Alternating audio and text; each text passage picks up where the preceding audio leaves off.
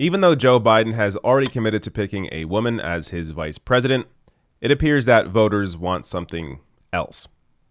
So this is from a recent Harvard Caps Harris poll. Check out the results here. As the Hill posts, poll 20% of voters say Sanders should be Biden's VP pick. And as I'm going to get to, I'll get to other people on the list here. It's clear the way to actually unite the party here is to pick the other candidate that had completely separate support from what Joe Biden had. So Joe Biden won voters over 45. But even in states where he lost big, like in Florida, Bernie Sanders won voters under 45.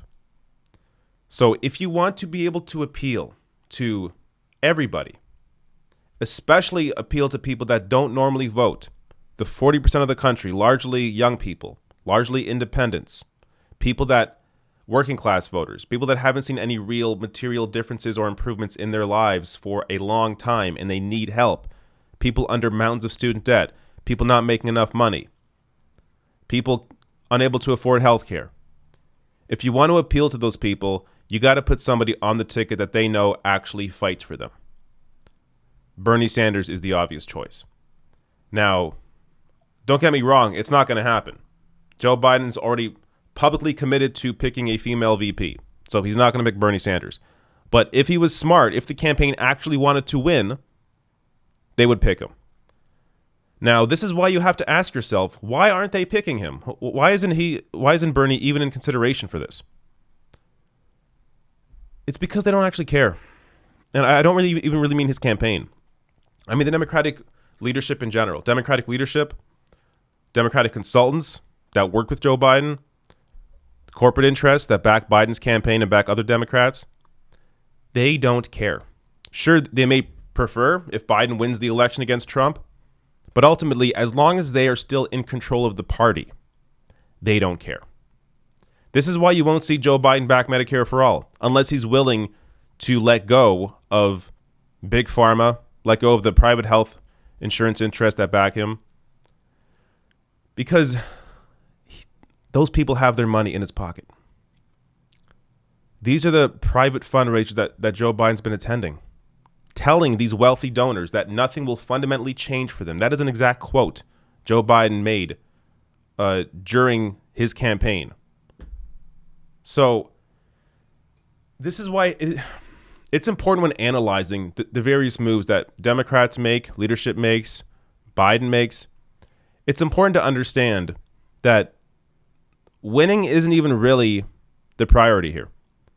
The priority is maintaining status, being able to keep their existing jobs. Because think about it. If all of a sudden, say Bernie Sanders is on the ticket and his ideas take hold, which they obviously would, his campaign was built on those big ideas. If his ideas take hold in the Democratic Party, who loses power? Current Democratic leadership lose power. Nancy Pelosi, Chuck Schumer lose power. Tom Perez, DNC chair, loses power. Corporate interests lose power. And the current consultants that have been on this same path forever lose power. So for them, they don't want someone challenging anything. They want somebody who will just fall in line. So when we get to some of the other people that are on this list, so they don't have a full list breakdown. They're going to have all the data later in the week. But they mentioned here in the piece somewhere, Elizabeth Warren's in second place with 13% support. Andrew Cuomo in third place with 11% support. And tied in fourth, Kamala Harris and Amy Klobuchar. And there are some other names on there, but they're further down the list. I can maybe see some of them here. You see Pete Buttigieg mentioned here with 7%. 8%, Michael Bloomberg. 3%, Tom Steyer. And there you go. So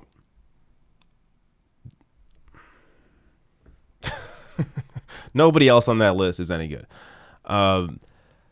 Now, ultimately, it may not matter when it comes to just winning against Trump. As I've discussed before, I think it's a total toss-up because there are a lot of people that are simply anti-Trump voters. They're going to go out and vote for whoever the Democratic nominee is just because they want to vote against Donald Trump. A lot of those people stayed home in 2016. They assumed Hillary was going to beat Trump because the media told them Hillary's got this locked up 100%. So a lot of the people stayed home. In 2018, you saw a lot more Democratic voters come out, but also there was also a record high turnout for Republicans as well. But if there's record high turnout for both parties, ultimately Democrats win out because more people lean Democrat. Just not all Democrats vote. Which is why when you want to win, you have to appeal to 40% of the country that doesn't normally vote. Again, working class people, young people. A Bernie Sanders VP pick would do that. But in lieu of that, Biden's relying on the anti-Trump vote, hoping enough people will come out to vote against Trump. So let me share this one tweet from Crystal Ball here of The Hill. She tweets out, Bernie is the top choice of Dem voters for VP. Obviously, that is not happening, but Dem primary voters seem to be serious about unifying the party in a meaningful way, even if Biden is only interested in inadequate concessions like task forces. Yeah. I mean, it gives it away. The fact that they aren't even going to consider Bernie Sanders gives the whole game away. They don't actually care about helping people. It's all about maintaining control for the current leadership, for the current power structure, for the corporations, for the consultants.